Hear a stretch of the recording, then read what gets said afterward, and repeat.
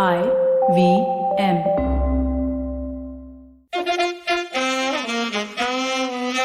कृपया ध्यान दीजिए, the language used on the podcast may not be fit for consumption. We warn you, tread carefully. But listen yaar, don't be so conservative.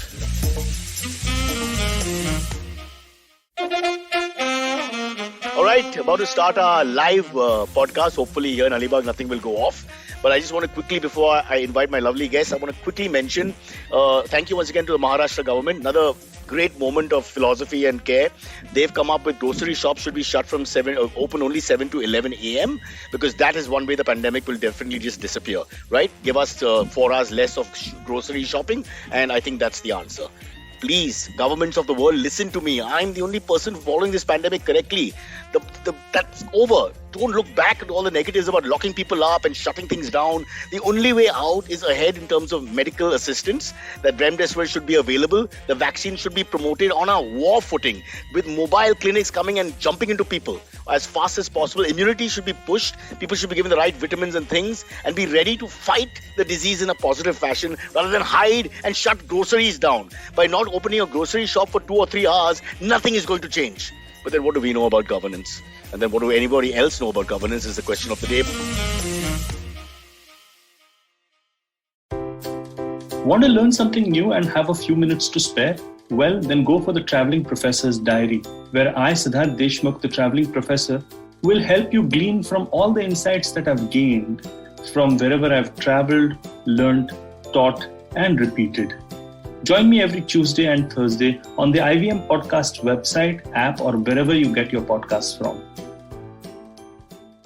There's somebody who knows about old world governance, and some great heroes are more likely heroines, but heroes as well. I don't think she's sexist, but she does promote more of the female variety, and rightly so, because history has always been a little skewed to one side, which I'm sure we'll discuss. So with great pleasure, let me introduce Ira, not Ira. I stand corrected 7 times. Right. She spent a whole life telling idiots like me to, it's a simple 3-letter name. It's like Jai. You can't pronounce Jai wrong. It's really easy. So it's Ira. Everybody get that right. And Mukuti. And let me get that right as well. It's not Mukti, as in the Punjabi without the O, or is it? That's right. It's Mukhoti. It's actually somewhere a version of Mukhopadhyay. Some ancestor must have not liked Mukhopadhyay and changed You it refused to be anglicized, so you went some other way with it. We went some strange way, and it's Ira Mukhoti. There you go. Nice. A big believer in names being more than respected, understood. Because I think you the basic sensitivity to the other person is gone if you just what's the name or whatever it is. Immediately it's on a wrong footing, wouldn't you say? I agree, because names convey so much meaning, and we often choose them with care. So we should understand and say them properly. And it doesn't take that long to your name is really easy, but talking about the 6-7 syllable names as well doesn't take that long. But don't worry, Ira, don't panic. This show is not about name and nomenclature. It's more about, let's talk about the pandemic for a minute since I started that. Then we'll, of course, get right into your work and your brand new book, Second in This Terrible Pandemic. How's it like in Gurugram? You mentioned one of the oldest cities of India. Yes. Which I believe hasn't remained like that for the last few hundred years. Well, it's a sort of schizophrenic city because it is an ancient city, as you say, with, it's lost in myths. Its origins are lost in myths, but it's also a brand new suburb with lots of high rises. I think one of the highest per capita incomes in India, lots of young professional couples. So it's this place that is still searching for an identity, I think, but is slowly coming into its own in its own way. So that's how it's doing. Ira, we missed out on an opportunity. Early 2000s, we were told by lots of people, I would work with MTV and we would shoot in Gurugram and Noida outside Delhi for whatever reasons. And many people told us, the local guys told us, invest in Gurugram. Oh, yes. And it was dirt cheap. And we didn't. And then it escalated so quickly. In front of my eyes, like the next time I came there, it was up 20%, then 40%, and suddenly 1 lakh property was worth like a crore. I was like, wow. Correct. It's absolutely mad. And the market spaces here as well, apparently incredibly expensive, comparing with Khan Market and any other place in India. So yes, it's a crazy suburb in a way. Did the Mukhotis become multimillionaires, or was that far too personal a question? The Mukhotis were always like true Bengalis. Bhadra log were terrible business people and always made the wrong decisions. You sold in the early times. Yes, we sold. All right. Okay. But your claim to fame is not buying and selling of real estate for sure. It is, on the other hand, one of our renowned scholars. So let's start. We want to go back into your entire life as quickly as we can because we Oh have only a dear. 40-minute episode. Yes. But let's start at the top, which is the release of the latest book in the pandemic this month, Yes. which is on Draupadi. Yes, Or is that just. it's actually on the women of the Mahabharata. And just a quick clarification, because the situation is so volatile and changing all the time. So the book, Song for Draupadi, is actually released. It's slated now to release in June. We took a decision because things are so bad right now in Delhi and of course in Mumbai as well. So we're delaying it by a month, and then we will also take a call to see whether it should be pushed back further because it's just not ideal conditions. So, Ira, we have two options. We keep on talking till June. To do a 2-month podcast, or we come back and resell it. No, but is there like a soft launch? Is it already out or not? No, Because I think it is not out as yet. I don't know if you've been given a copy, but we it's have not. been sent a copy. I but haven't got a physical copy They never yet. send the author because you might correct the copy again and drive them bonkers. So they've held but back, yeah. so shall we discuss it or shall we wait till Oh, June? no, of course we can, so that people have an idea of what's coming. June is not far away after all. Okay. So it was supposed to be in 2 weeks' time, so now it's in 6 weeks' time. Fair enough. So what we'll do is we'll just go over it a little bit and then we'll go back because I'd Sure. love to know your interesting journey and which is really what the podcast is all about. But Songs of Draupadi. So you were saying, let's be clear about all the women of the Mahabharata or many It of the is. women of the It is. Mahabharata who perhaps don't get the beacon shown on them enough. That's right. The Mahabharata is such a wonderful, complex text, and we have so many incredible women mentioned in it, right from Ganga to Satyavati, Kunti, endless number of wonderful women, and Draupadi very much the anchor of the story. But because, the Mahabharata has been written over eons, over centuries, maybe 1,000 years, scholars are now saying that's how long it took to form the actual Mahabharata that we now talk about. So a lot of layering happened, reinterpretation happened, myth-making happened, and a lot of, let us say, Brahminical revisions happened to the stories and the voices of the women. So what was interesting for me was to find the original stories. Of course, it's always impossible in an epic like the Mahabharata, but to come as close as possible to the voices of these women as they were first imagined or recorded. And those voices are actually extremely different from the way that they're portrayed today. For example, Draupadi, this extremely fierce, angry woman who spent a huge part of her life in an undomesticated state, wearing clothes made of bark and leaves and things in the forest with her husband and leaving her hair ungroomed, which is such a powerful symbol for women in India to not have groomed hair. She's a warrior.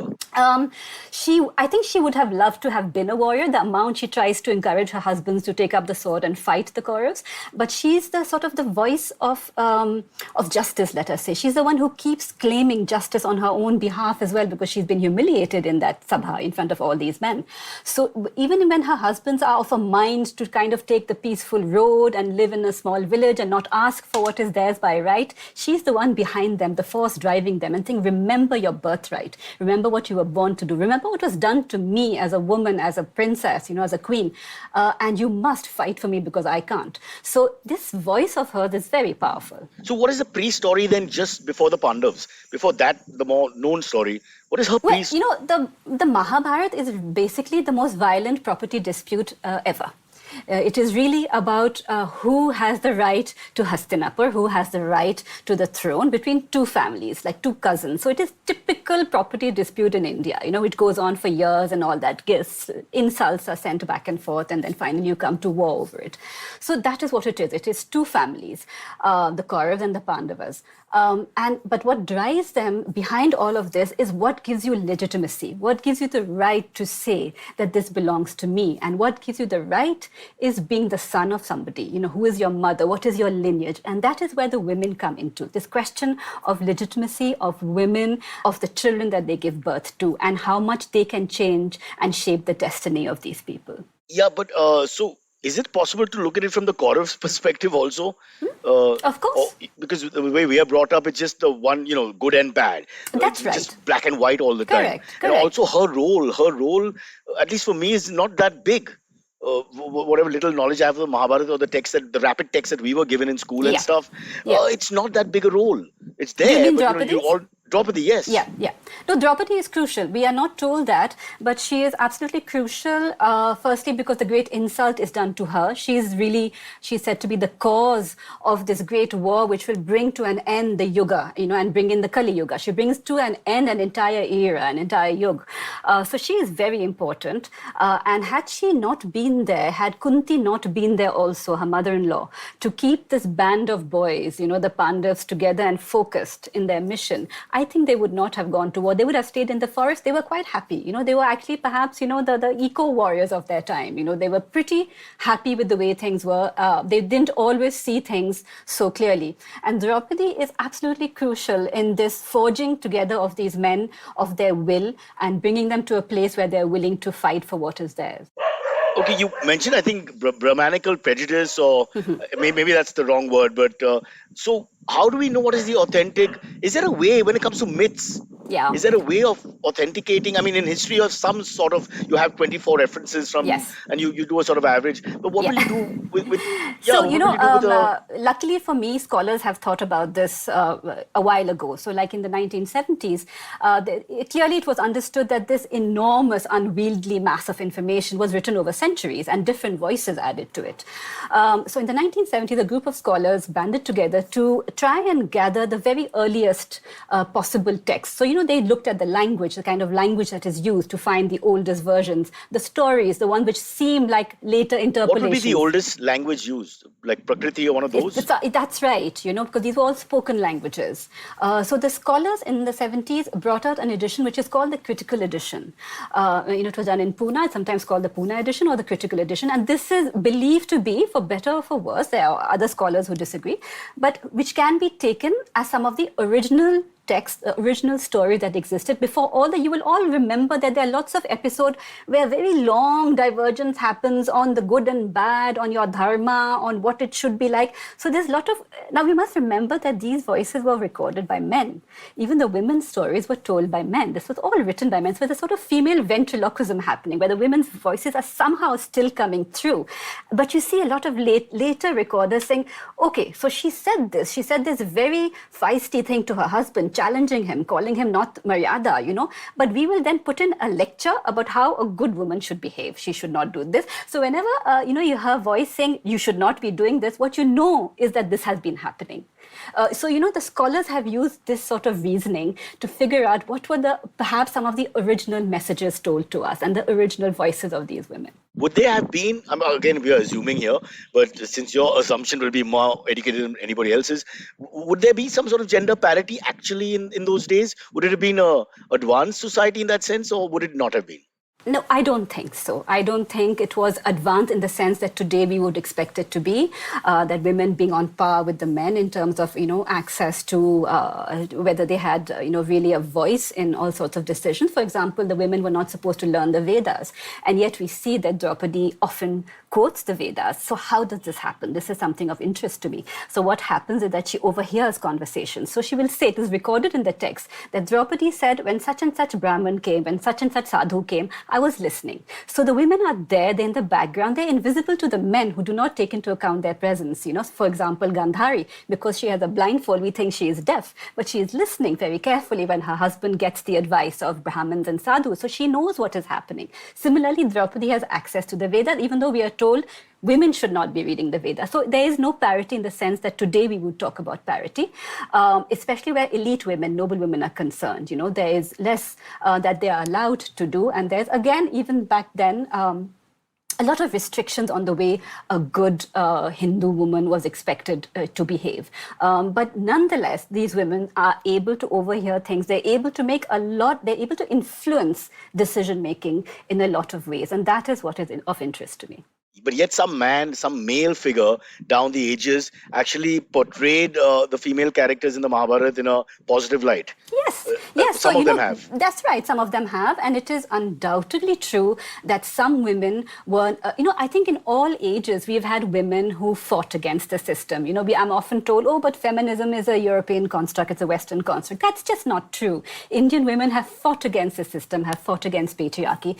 throughout the centuries, and those voices sometimes get recorded, sometimes they get lost. In what I've done in my earlier work in Heroines, for example, mostly they are lost, and you have to work really hard to get back those voices. There's a sort of male denial of women's achievement, but women's achievements happen. They happen throughout the century. There was Gargi, women who know a lot, knowledgeable women who somehow evade these strictures, and oftentimes these strictures then come into place because those things have happened. Women have gained all this knowledge, or women have, for example, laughed at inappropriate times. So we are told Draupadi never laughed inappropriately. I find that very funny, the specific thing of laughter, whereas we know that she laughed at Karan, and that brought about a lot of tensions, right? So whenever you see a stricture for women or for anybody, you know that actually that thing has been happening. Women have been doing those things that the Brahmins are telling us must never be done in an Indian woman. Yeah, even my namesake, Cyrus the Great, lots of his end is always a controversial. Okay. And many feel that a Bactrian princess killed him in battle.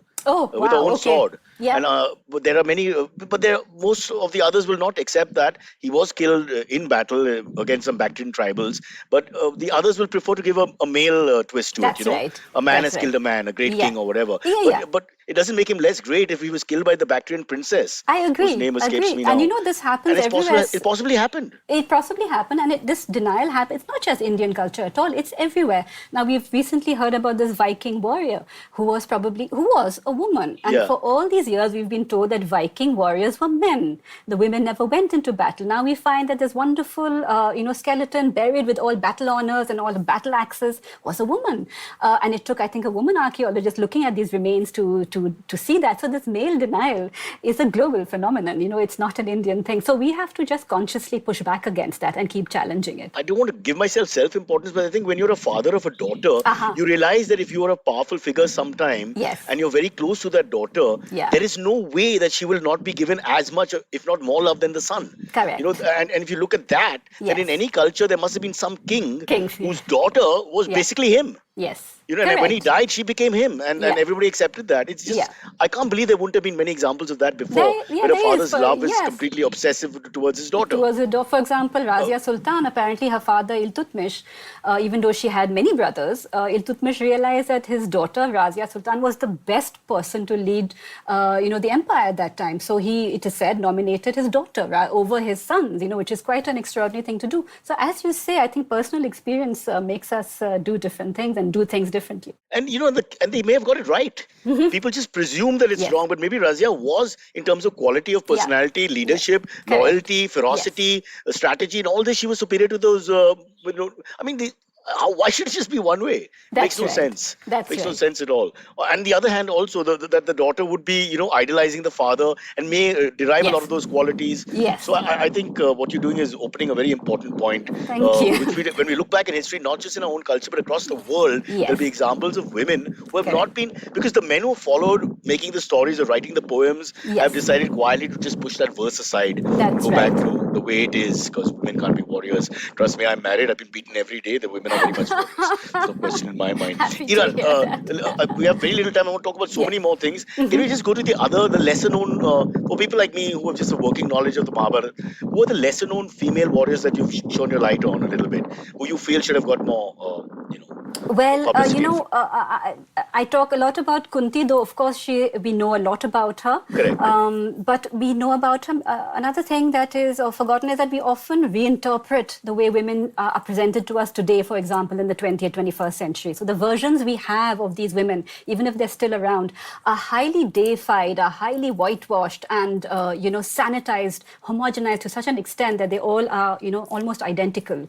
Like, for example, I used to do this slide when I was in the old days when we could have a physical presentation, where I used to talk about all the women in Heroines, my first book, the 8 of them. And if you look at them in popular culture today, the pictures, they all look like sisters from a Saas Bahu serial. They look the same whether they lived 2,500 years ago or a few hundred years ago. So we have this tendency, or rather, the popular culture and various factors have this tendency to whitewash, present women in a certain way. So even if I have talked about people who are known, like Satyavati, Gandhari, Kunti, we do know their names, but we don't know the intricacies and the nuances of their struggles. And, that is really, I hope, something that I have tried to do in my new book.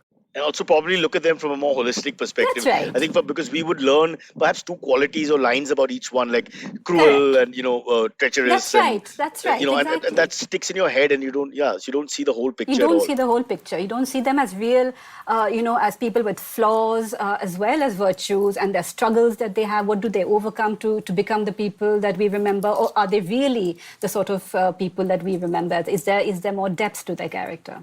And the political intrigue would be with everybody. It wouldn't escape anyone. So I think That's right. this good and bad painting is a very tough choice to make. This binary is absolutely, makes no sense. When you start looking at history, you realize that binaries, even though, the current thinking is very fond of binaries in terms of religion and such like, it really did not exist like this. We are a complicated country with many, Yeah, many I think just to textures. simplify in your own mind, you want to have black and white. Yeah, I guess so. Otherwise, because aren't we also like that? I mean, aren't we all shades of grey? True, exactly. Perhaps some of our leaders are closer to black than grey, but yeah, why go there? Okay, Why Ira, go there?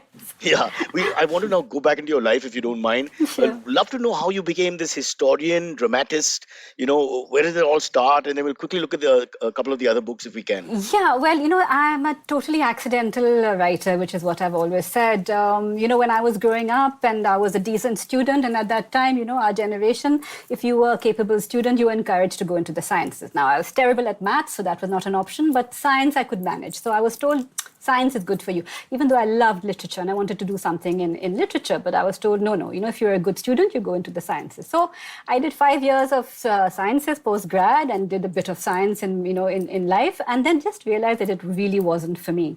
And so a lot of things happened on the personal level, and it's much later, when I had 2 daughters and they were growing up, and I was looking around, casting around for stories for them to tell them about Indian culture, something that they could relate to, how all us obsessive parents are like now, and we want to control every aspect of their thinking and their life. And so I was looking around for Indian women's story to tell them, and I found what I was telling you earlier, that there are very few inspirational women who are not this cardboard cutout character, this homogenized sort of person, which is deified to the extent that they are not relatable for young girls today in the country. So that started off my search, and I was lucky enough to find a publisher who was interested in the idea, and I came back to my first love, writing. So that's really how it happened. So it goes back to the daughters, the personal touch. There you go. Yeah. See, exactly the same thing. Exactly the same. I had Without two knowing, daughters, yeah. You were pushed. Because Yeah. the sincerity of your effort Yes. is just there because of their Exactly. presence, which perhaps Exactly. would not have been there without their presence. No, that's right. Because what you are willing to accept as a person. Like I have lived in Delhi almost all my life. I have accepted I must behave a certain way. I must dress a certain way. If I'm going to go out in crowded places in Delhi, I will wear certain clothes, not others. I will do certain things. So I accept. I've internalized that to a certain extent, internalized misogyny. But for my daughters, when they were born, I was like, hang on a minute. This I will not accept for my daughters. We always want a better world for our children, don't we? So it was at that stage where I You was say like, you internalized misogyny, you just threw that out? Okay, all right. I'm not going to fight for the men. I hate them myself. Yeah, okay. So, it was sorry. more my own thinking that I thought, why should I accept all this? Why can't I contribute in my own way to getting these examples out there for young women today? Why not? Why should our women today accept what, we accepted in the past? It's that same personal example where the elite clubs of ours across the 4-5 big cities allowed women memberships. Why? That's When it. the father realized his daughter Yeah. needs the membership. Exactly. Till then he was voting against. It's Yes. a personal thing. It's a personal My thing. daughter about 5-6 years ago scared the hell out of me. We were very close. But she said, but Dad, why don't you listen to any female singers? And I was like, what? And then I was thinking, without knowing it, I'm a sexist jerk myself. Because I had like Connie, I like music of the 50s and 60s Yes. and that kind of era. Yeah. But we're struggling with a Connie Francis here and a Lynn Anderson there, and I'm not That's able to. right. And against that, my knowledge of Yeah. Western music of the 50s, 60s, and 70s Right. is like 97% men. And Yes. I'm a treasure chest. I know a lot, Right, but it's so right. skewed. Yeah. So then I started listening to the Ronettes and the Crystals and enjoying them Yes, as well. yes. But we don't know No, we how we don't. grow up in that genre that you like yeah. with one perspective. Exactly. That happens throughout. There's even a thing called the Matilda effect, for example, in the sciences. So in the 19th century, a woman coined this term to show that even if a woman made a scientific experiment or she came out with a wonderful scientific, result, that experiment would be co-opted by her male colleague and it would be printed in his name. So it was actually called the Matilda Gage effect because this happens till today. You will Wow. so many cases. So we are told somewhere in the back of our minds, women aren't scientists, they aren't great painters. Are you telling me there'll be great pieces of science Yes. which are completely female-driven and we'll never know? Yes, exactly. Over the years. We will never know them because some of it is too This far back. podcast will redress that balance. Ira and me will hold hands. No, we can't hold hands. There's social distancing. But we will do what we can to come together as a collective and fight There you these go. misdeeds. So I don't know if it's irony or what, but one has to experience a daughter or a female presence in your life which you yes. value more than yourself. And when that happens, I think Yes. the man finally I think sees so. the light. And I'm sure you will agree that it in no way demeans you as a man to No. accept that. In no way does it make you less It of doesn't. a man, or less It, anything. it gives you more panoramic view. Actually, I That's started right. watching women's cricket, for example. Right. And she didn't say it like you're a sexist idiot. She made when your observation is made like that, it is Yes. so spot on, Yes. without any prejudice, that That's it just right. slaps you in the face. Correct. It was like a cathartic moment. I was Yeah. like, I actually started feeling bad about myself because I always thought myself as left liberal. Yes. I have strong female figures, my mom, my wife, daughter, Yes. and like, I said, what the hell happened? I'm one of those guys. I'm one of Yes. those good cowboys. One of those terrible men. Oh no! I can even do the accent, yaar. Oh wow! Not right. Yeah, that's what Okay, impresses that you. shook me. Yeah, so this is great. I think it is great. I think that the balance is so much in favor of males in terms Yes. of history, Yes. and this is a small effort then one by That's one right. slowly to. Yeah. Because I think as we grow older, we have to challenge myths and stories. I think Everything so. can't be the way we. I yeah. think so, yeah. And even in history, like in Daughters of the Sun, what I've written, so many people have told me that we had no idea what you were saying about Mughal women, and nor had I before I started researching all this.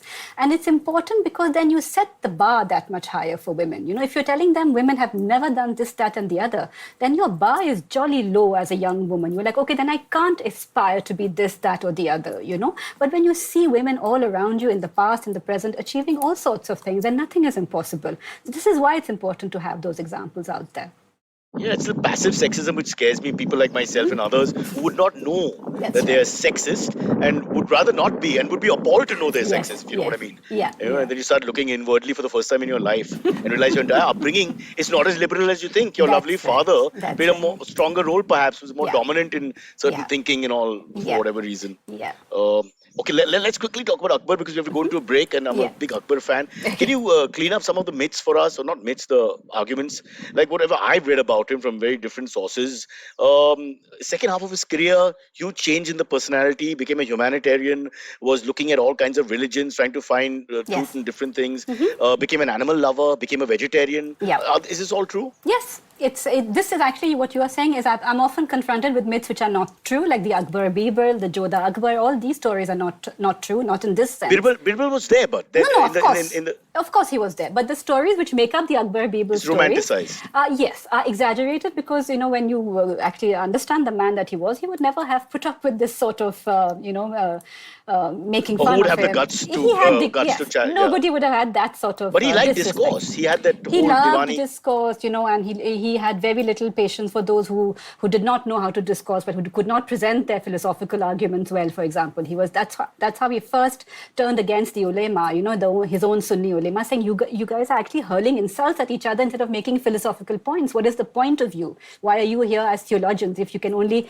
insult each other's religious figures? This is ridiculous. They used to call each other most terrible names, So yes, but what you are saying, what you are talking about is is a sort of unfolding of his personality, which was what I was interested in showing in Akbar, not presenting him as this perfect semi-divine king, which is what Abu al-Fazl does for us. I want to show how, from his background, from his ancestors, from his growing up in Kabul, from his marrying Hindu women, how this character evolves, what were the processes that brought about this shaping, how he shaped Hindustan, what did he do that brought about such huge changes in our country. So I wanted to bring these points in one by one and not present him as Akbar the Great only. He was in many ways And a flawed human. For those, and there are quite a few now who want to wipe Akbar out of the history books and say that period is like this and the other. Yeah. What would you say to them when it turns out that he's perhaps the most secular of all kings Yeah, so by the end of his reign? I'm always a little loath to use the word secular because it didn't exist in the time. We're talking about the 16th century. Fair enough. But a man who understood the huge diversity in his country. This is what he was. And he wanted to have a place of safety for all people, no matter their religious background, whatever background they had. And that for the 16th century was absolutely mind-blowingly unique. So the Christians who came to his court, the Jesuit missionaries, were amazed because back home they were Protestant and Catholics were fighting each other. And here they were saying, he has told us to build churches and that we are allowed to build churches and convert people if we so wish. The Shias were allowed to have their religions, whereas in other Muslim empires, if there were Sunnis and they were only Sunnis, not allowing Shias, wiped out. So this was extraordinary for the 16th century, a man who understood the diversity of his country and who encouraged this, the safety for everyone. So these are absolutely groundbreaking things which we should be celebrating, I think, and understanding how he came about to be this human being, right? Instead of saying, oh, no, this is, not true, or this is what was happening. This goes back to the Salman Rushdie story and everything else. Yeah. Without reading the book, you want to kill the guy. I mean, That's right. All the blasphemers against Shivaji who don't understand what a nice story was told about him as a human being rather than as a myth, and which actually for me glorifies the person even better. That's right. So, I'm not interested in presenting just one part of the story. Yes, there was violence. We're talking about the 16th century. It was a violent time. There were battles. People were massacred. So I am presenting that as well. So there is no whitewashing of any sort, I think, happening. I am trying to understand the various factors, the various dynamics that were at play, which enabled a man like this to forge this empire. Did he blatantly get rid of Bairam Khan in the end? I mean, was that Bairam Khan, he sent away to Mecca. He sent him, that was the punishment of the 16th century, is that if you have displeased me in some way, in some terrible way, you will go to Mecca. But despite the relationship they had initially when he was a teenager, the second battle, Panipat, all that. Not only that. He turns his back on him. He does. In the sense that he says that now you have overstepped the mark, which he had. He had made many judgment calls on his own. He was starting to put his own people in there. He was he was not giving Akbar his due. Akbar was not growing up. So yes, it was time for Bairam Khan to leave, and he does tell him to go to Mecca. So it's just a question of Akbar trying to assert himself, or was it a question of Akbar deciding that he just didn't want anybody around to tell him what to do? It was a little bit of both. It was definitely more of him asserting himself. And it was also the harem, we forget this, but the harem were working on block at this time. And female politics? Yes, female politics, very, very much present, and they had decided that Bairam Khan was overstepping the limits. He was taking all the power into his own hands. And now that Akbar was 18, 20 years old, it was time for him to step up. So his mother, Hamida Banu, led this coup by the harem, which we are often not told about. And they come to Delhi, and bring Akbar to Delhi from Agra, and they say, listen, you have to get rid of Bairam Khan. And he does. But he doesn't kill him. No, he doesn't kill him. He, unfortunately, in a completely, coincidental manner, he is killed by the child of a man who was killed in a previous battle. It was a personal vendetta. So Bairam Khan is killed before he leaves the shores of Hindustan. And you don't believe that Akbar's silently sent.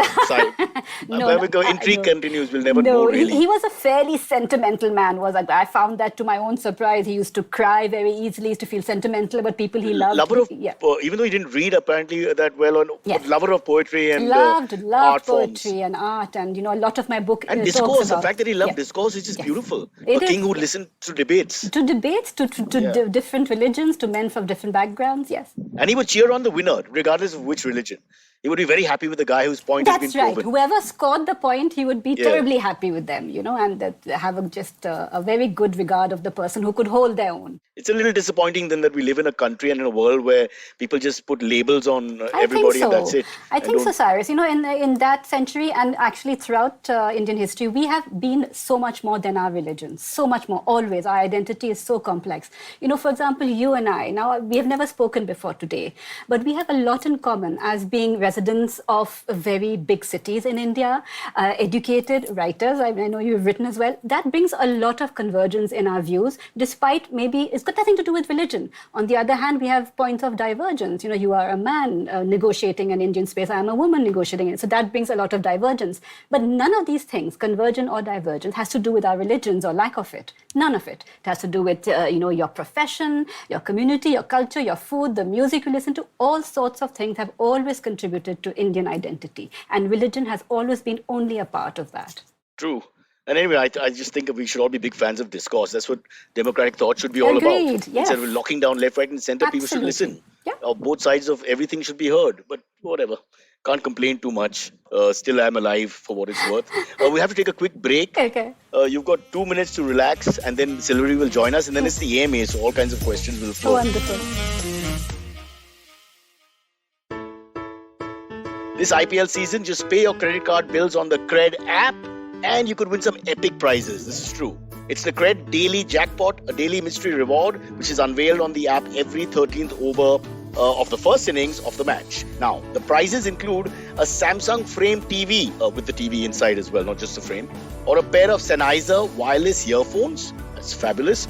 Or 5 years worth of Gillette shave care. That's right, 5 years. So my wife has no excuse for not trimming the beard. No, I'm just kidding.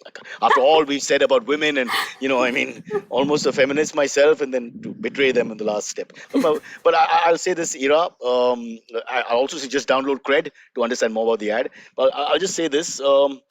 I really think we need more alpha women out there, more, even in politics, I won't take names. I just feel, if you look at Angela Merkel, I'll take names outside India, it's safer. Yes. Or you look at all the examples, the New Zealand, Jacinta, and there are more, the Taiwanese PM, and there are more than that. You can see, maybe it's the mothering, nurturing element, maybe Angela Merkel, because she's from East Germany, more sensitive to pain and famine and suffering. Yeah. But you can see the difference in the humanitarian quality of those politicians and the inclusive attitude to life towards as against the men. So I'm just thinking the whole political world should be run by women for a period of time. I just feel the empathy level is much higher. Agreed. And the sensitivity is much higher, and the understanding of what human suffering is, which I think males don't seem to ever get it. Well, at least they can't do except a for worse piles. job We get a than lot what of piles. Yeah. They can't do a worse job than what is happening in the world today, right? So but give them that. Under pressure, these guys have proven to be far better politicians than the men, I'm sorry to say. Yeah. The top 5, we went through that ranking that day of 5 countries doing well, this and that, and all that. And these they're all run by women. By women, That's got to count for something. Yep. I am not going to disagree with you on that. But even here, I won't take names again, but they're ferocious politicians. Sometimes you don't agree with what they're doing, but they've all done a little bit more than the men. Yeah. We go back to Mayawati, you can abuse her as much as you want. You're very close to her in terms of geography. But, Mayawati came from nowhere, did what she had to do, and possibly has done far more on UP than subsequent governments. Yeah. But, it is what it is. Let's call in Silvery. Hello, everybody. Welcome to another great week on the IVM Podcast Network. If you're not following us on social media, please do. We're IVM Podcast on Twitter, Facebook, and Instagram. We'd like to thank our sponsors this week, thewholetruthfoods.com, PayPal, Cred, and SIAT. Thank you so much for working with us. We really appreciate it. First up this week, let me tell you about Cyrus Says. We featured popular YouTuber and actor Prajakta Kohli, who took us through her journey of content creation. We also had conversations with Vasanthi Hariprakash and Sachin Kalbag this week. Really great conversations. Do check those out. Vineet Kanabar goes solo this time on Storytellers and Storysellers as he talks about his favorite IPL ads and how brands have been making content around the Cricket League. On The Habit Coach, Ashton was joined by Arjun and Sumesh of the Fighting Goat podcast to talk about fitness for combat sports like the mixed martial arts. On Nankari, Sadaf and Archit discussed the diet and lifestyle of athletes with the host of the Millennial Athlete, Shok Ramchandra, who is also a pro badminton player and coach. Ambarana opens the 4th season of Know Your Kanun with a list of things he has planned on the show for us, including episodes on immigration law and on career prospects for law students. The IPL season's on and we've definitely got you covered. Tune in to the Edges and Sledges podcast if you're looking for English, and if you're looking to listen to something in Hindi, definitely check out Khel Neeti. Both are great shows with great takes. And with that, let me get you back to your show. Follow me at Instagram and Twitter on Bored Brocha. I'm so bored, I need your help. I need your love. I need your touch. Okay, just follow me. Silvery, young man. Hello, hi. Hi. Good morning. Hi. You at least combed your hair. I did. I Did don't you know fell what's asleep wrong because of the with- history lecture? No, not at all. Okay, All right, let's get to the emails. please, go ahead. Sure. The first one comes in from Janel Bain. This is not related to anything that we were talking about. He says, "What are your craziest Bombay traffic experiences?" Gurgaon has its own, before I go to Bombay, Gurgaon in 2010-11, I remember doing an ESPN show for a month there. And if you had that toll naka at the wrong time, oh my God. Yes. And people would plan the entire day around that. Yeah. Just that U-turn I remember from the Trident Hotel where they put us up. I mean, it was 10 minutes away It's in the early terrible. morning. Yeah. Oh God. So For- I think these bumps are in every city. But in Mumbai, the biggest problem is that it never gets done. Oh. The work never gets done. It's almost like they've decided we'll do 100 years, like the 100 Years War. It'll just go on for 100 years. The cable laying, then nobody's clear about God. what happens, why the roads are dug up. But they're dug up. Yeah. It just never gets done. And in my part of Mumbai, South Mumbai, it seems like they put all their money there. And they really, really just mess it up completely. Now my lane, Hanging Gardens, where the poor live, both the lanes have been dug up. So we have to all go through a one-way, and it's causing a traffic jam in a lockdown where there are just 10 cars on the road. Oh God. Yeah, so, but talk about horrible stories. Do you have any, Ira? For a long Lot of time aggression.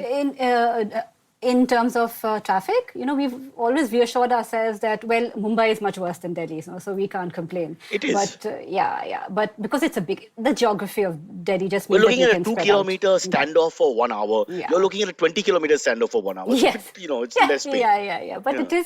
it is getting from bad to worse, and I'm very glad for the metro at my doorstep, which I started using before the pandemic more and more. So that's been the big change for me in terms of traffic. I used to fight a lot with taxi drivers actually when I was younger. When I first started driving my dad's Maruti back in the in 1990 actually. And I remember I had this technique, especially if I had a girl in the car. That sounds terrible. If a lady friend was in the car with me, and I would like to use, I would like to use an accent when I'd say sorry to the guy if I cut him. So he'd come close to me. So just for male ego, I would say sorry. But I would say it with a French accent. So I'd go like, Sarah. And then he'd say, Kya bola? Maa ko kya bola? And then the Mother and Kali would start. And then she would I remember one girl telling me, why could you, if you wanted to say sorry, you know it was your fault, could you just say sorry? Yeah. So why did you go, Sarah? What kind of complex, screwed up mind that even your apology has to be good in your mind because you're a great, nutcase. So that just exposes what kind of absolute villain we turned out to be. Cyrus? Oops, I lost you. Cyrus got Okay. stuck. Hello. Oh, hello. Lost in space. Okay, Cyrus is Okay. Maya?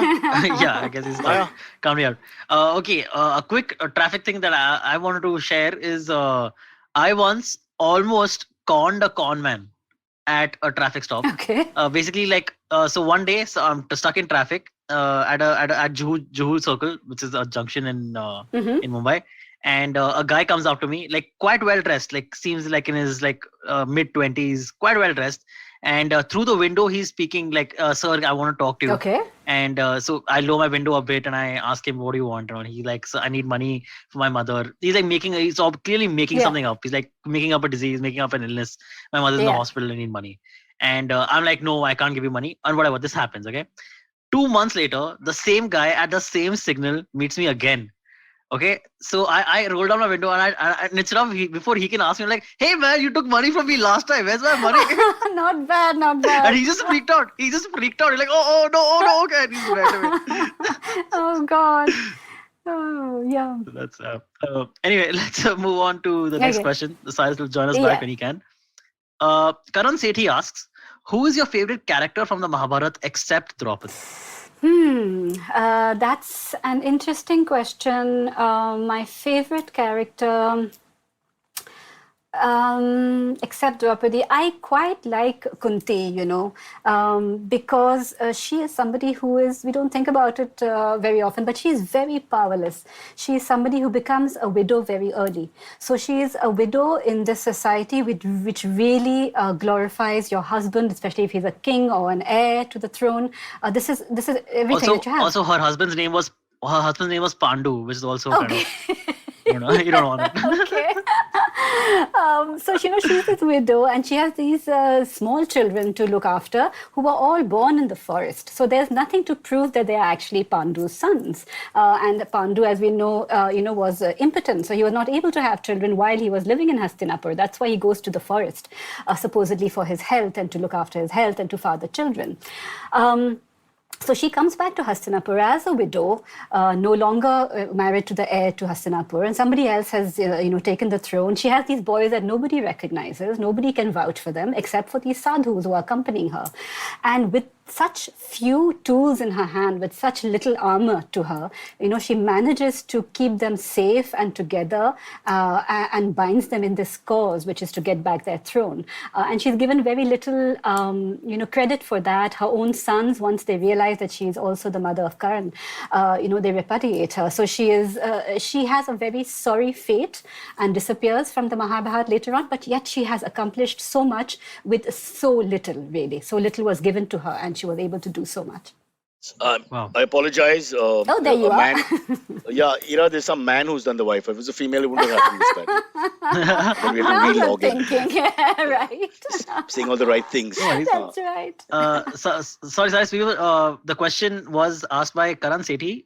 He asked, who is your favorite character from the Mahabharata except Draupadi? Ira was just talking about how Kunti is her favorite character. I have a question, Ira.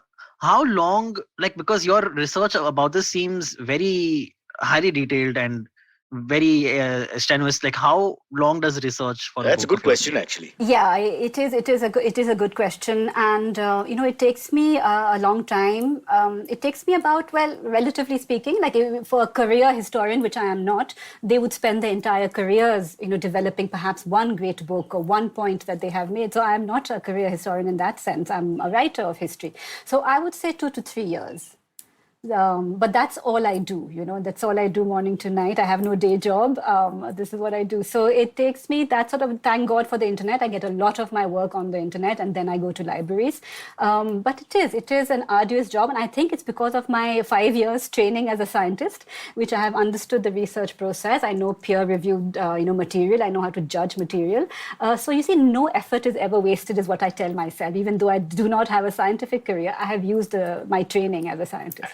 And then you have to be allowed a little poetic license. That's the romance of writing as well. Yes. I'm presuming that when you, as you said, you look at Kunti and you're looking at her from 5 dimensions. Yes. Rather than a one-dimensional track. Yes. Which is easy. You're getting that anyway from reference A, B, and C. Correct. And you've got that. Then you're putting it together in your mind and thinking, but wait, this is a mother, this is a daughter, this is a woman who's trying to get the best for her kids or whatever. Right. So I think, and people should be allowed to make that liberty, because that's what makes the character interesting. Otherwise, it's, as you said, as we discussed, please watch the podcast for more relevant discussion points. It's just black and white then. Correct. No, I think that's the fun of the historian dramatist, which I would, because the pure historian is one thing, but there's, in later years, you can be more pure. But I think you have to take that poetic license, and we have to take it with you, that leap of faith. Yes, and of course, the Song of Draupadi is fiction because it's a myth. But even my history books, I do always try and craft a story, because I think we are all geared to be listening to stories by the fireside. Our ancestors were doing that thousands of years ago. So we really like a good story. And so whatever I have written, I try to write it in a way that the person wants to know what happens next, who gets killed, or what is the denouement of this story. So it's something that I bring to even my history writing, which a pure historian, obviously a career historian, would be the last of their, I'm sorry, I'm chuckling because you said fireside. I'm thinking growing up in Mumbai, if somebody put a fire down in this heat and said, come on, let's chat bring out the guitar, let's sing some cowboy songs. Ouch. That's the colonization of my mind, because I've been it's perfect. The Anglophone. It's fine. It's a lovely, what's the right word? A scenic sort of, what's wrong with that? I wish we had that more, in communities. Lockdown brought the building communities slightly together. But then again, now out of fear, people are going apart, which I, for 20 years, didn't see in my compounds and all that. Growing up, we played cricket and football and, just passed the time. But, and then for the 2 generations, that's not happened. And suddenly we did it again, thanks to lockdown. Right. But I don't want this lockdown to continue. Silvery, do something about it, no? All right, sorry. I'll go on to the next question. Before that though, so you said about 2-3 years per book. Are you always working on multiple books at the same time? I do, in a sense that a lot these 4 books of mine have sort of each one has led to the next one in a pretty organic manner. So actually this Song of Draupadi is actually my first book. It just was lying in a drawer for all these years, but it is the first book I wrote. And in Heroines, I have written about Draupadi as well. In Heroines, I also wrote about Jahanara Begum. That brought me to Daughters of the Sun, and Daughters of the Sun brought me to Akbar. So in each book, I have put aside notes for a potential future book that might be of interest as well. Jahanara is Aurangzeb's sister, Jahanara, or? Yes, that's right. She's Shah Jahan's daughter. Right. Anyone would have been better. Of course. back to Sylvie. All right. Yeah. Next one, again, a great question coming in from Karan Sethi again. He says, as someone who is knowledgeable about the Mughal period, what is a general misconception about that period and what is something that isn't commonly known about that period? Well, it is the one big misconception that I try to clear with Daughters of the Sun is that Mughal women were cloistered within this space, within the harem, and they were absolutely, they had no power, they were illiterate, they had no money, they made no independent decisions, and they only lived to serve the emperor, mostly sexually. This was the idea that the European writers had fostered for a long time, and which somehow even seeped into our current consciousness. So this idea of the Mughal woman as powerless,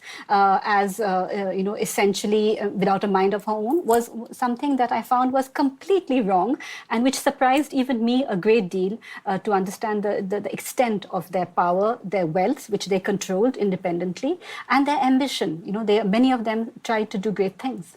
You think the story about Humayun asking God to take his life and preserving his sons and all that, you think there's anything to that? Or? Babur?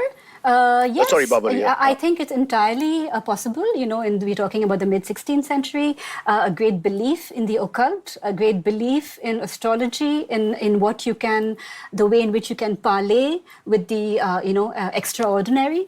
These men all did this. They had a very strong sense of the way in which they were influenced by the planets, the way in which perhaps they could prevent that by knowing their knowledge of the planets. So entirely possible that something like that happened. It's been written about. It's not just, a lot of the other stuff is myth, it's oral history. This was written about, that he says, I am willing to give up my life in exchange for that of Humayun's. And do you think before the Battle of Panipat, the whole story of giving up alcohol and breaking the goblet and this and that would be more like a publicity stunt? For someone who loved pleasure? And, exactly. It is something that would have been done to unite his men, who are all having second thoughts about the need to conquer this hot and dusty place called Hindustan, and let's go back to Kabul with its sweet melons.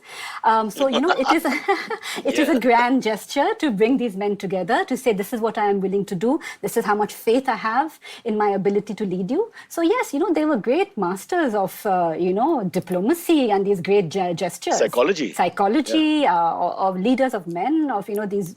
So absolutely, yes. Wow, it's fascinating.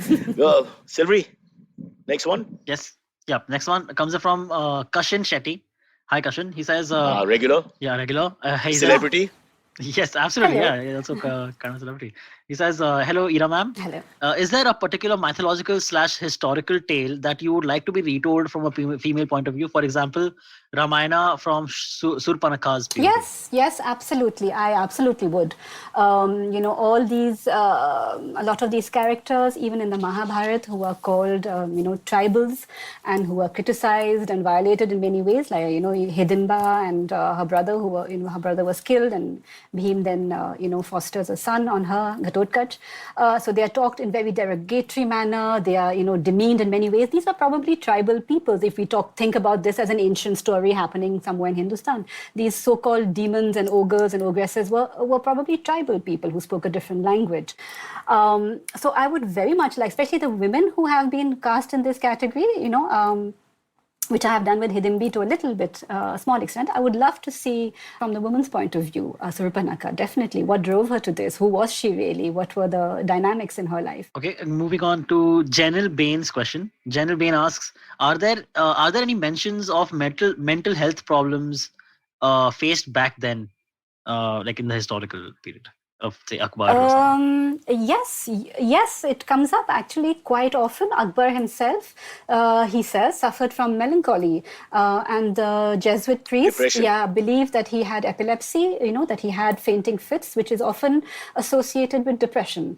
So absolutely, I have thought about this. There are references to this, that Akbar did have melancholy and depression from time to time. And how did he react to that? He reacted to that with this excess of energy, of going out there, and what is often advised for people in depression today, along with medication, you will try and do something creative, an outlet for your energies, to bring you back to life in a sense. And I think in a way, that is how Akbar coped with his own melancholy. But in a particular incident, for example, I think it was in 1577, at his moment of, almost mystical reawakening, he had such an episode that his mother had to come to him and say, it is not done for kings to give up their land and give up kingship. You must come back to the day-to-day running of your empire. So yes, he did face these moments of doubt, of melancholy, of gloom, and it is something that we can understand today. But it's amazing if it's true that the alpha male side of his personality, the despotic side, and then there's a spiritual journey and a spiritual humanitarian side, which is waking up in the same. I mean, that's just fabulous. It is. It is a very, very complicated and textured person. And I think that is the fascination for me, is understanding how did that come about? Who were the people because there are many, many people around him, instrumental in this journey. What did each one of them bring? How did they shape this man? How did he shape himself, with the animals of India? He used animals a lot, which I find extremely interesting, Yeah, he loved animals. How did that come about? How did the miniaturists record all these animals in their paintings? So it's a fabulous life, full of all sorts of episodes, and it's worth remembering. That's my favorite part about him, Silvery. Lover of animals, but killer of men. I want to be that person. I want to be that person who cries when the dove is shot, but doesn't shed a tear when 20 men are slaughtered. It's like that. I mean, there's a, I don't know what it is. It's a black irony or what, but some of the other, it doesn't hurt me when I think about it. God, I'm sick. Yeah. Can we squeeze one more in, Silvery? Yeah, sure. This one comes in from Prarabdh. It's kind of similar to what the other people have already asked. He says, who according to you is the most interesting but lesser known woman in Indian history? Ooh, now. She's covered that there are many options. There are many. Yeah, many options, yes. But maybe someone you haven't so something I haven't talked about, even though she is very well known, I feel that she is known wrongly, is Rani Lakshmibai. She is one of our great pan-Indian heroines, and yet we know her for having died in battle. We know Khoob Ladi Mardani. So we know this one aspect of her, which is actually a very male sort of version of what heroism is. Whereas when I looked at her life, I found that she was so much more complicated. She was an ambassador. She wrote letters to the British. She tried very hard to rule her land. Diplomacy as well, yeah. She wanted to live. She did not want to die. She was pushed to fight the British. She would not have fought them, I think, if she had been given Jhansi to rule. But we have interpreted her in this very unidimensional, one sort of dimensional way, which is that she died in battle. Therefore, no aspersions could be cast upon her after that. Whereas Hazrat Mahal, who fought the same battle for independence but carried on to live, she's not given the same glory. So it's fine. You die in battle. Nobody can say anything bad about you anymore. Perfect. You are the perfect Brahmin widow figure to venerate. But there was a great deal more to Rani Lakshmibai. She's a fascinating character. Death makes angels of us all. Correct. Absolutely. Silvery, if you want to be remembered. Yeah. I'm quoting Jim Morrison, actually, who's quoting somebody else. I'm just saying. That's true, isn't it? I mean, of all the iconic people in our lives, not in art forms as well, not just in history, that touch, they pay their ultimate price, and for that they're given glory forever. But I understand your point, which is like, maybe we spend too much time thinking of her as a male hero who dies in battle for a country which is not even actually there. Not even there at all. And her enemies are not the British. They are her immediate neighbor, the Queen of Orcha, who was always wanting her kingdom. So things are very different, at that time. And it's interesting to see things in their own context. Silvery, who's your favorite female historian figure in history? Someone whose point of view I would like to exposed. No. Wait. If I ask you male, give a screen back. Harshavardhan, Chandragupta, Akbar, whatever. If I ask you female, where? Oh, give me one name. I want to hear the story of the POV of Narendra Modi's wife. What's happening, man? Let her publish her books in peace. Let this podcast travel. Yes. You go to Poland and do your jokes. Now, don't do it here. We have to live. There's also the logistical, practical, exactly what we were talking about with Rani Lakshmibai. She was trying to be practical and was forced into a... Okay, sorry. We have one more request from the comments before we end. Sharda Duttar, who is a regular listener of ours, has said, "Hey Cyrus, please wish me a happy birthday. It will make my day." Sharda, happy birthday. Sharda is normally a female name, so... Sharda is a female. Yeah, yes, but in India we never know anymore. Ira, we started the whole conversation and come a full circle now. Yes. Yes. Yeah. It's so nice that you haven't taken it badly. I, for example, can't stand people telling me Cyrus the virus. Oh, Because everyone Jesus. thinks it's their creative moment, not realizing it's the 8 millionth person who's come up with the same obvious rhyme. Right. Really. And like, the thing is really funny for a minute, and now with the pandemic, I've got it a lot more. So they think Oh, they've no. hit that Yeah, epitome of yes. black humor, where you perfectly straddle the irony meets pain and whatever. And I'm like, all you're doing is irritating me. I Oh, prefer the dear, COVID dear. to you. Yeah. Anyway, this has been lovely. Thank you so Thank much, you. Ira. Thank you so Thank much. you so much. Hope you write many, many more books, and in better times we get to see you in Thank the you, flesh. Cyrus, yes. And yeah, That would be I'll be there lovely. to defend the tribe. Me and my I'm daughter. so glad to hear that. All right. Okay. Bye, guys. Bye-bye. See you. Have a good one. You too. Okay, catch us on any of the podcasting apps. Please, we beg you, we need you. Send us your questions on Twitter on Cyrus Says In, or you can email us, even if you're not female, on whatcyrussays@gmail.com.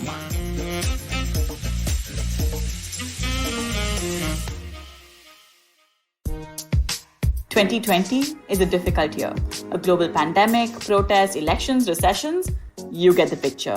What we need is a space where we can have nuanced discussions about global affairs and foreign policy. That's where I come in. My name is Hamsini Hariharan, and I host the States of Anarchy podcast. Every second Tuesday, I speak to experts in the field of international relations to make a little more sense of the world. So join me on the IVM podcast app, website, or wherever you're listening to me right now. Working Monday to Friday glued to your chair making you feel dull? Worry not. Get your 5-minute weekly dose of travel around the world with Postcards from Nowhere.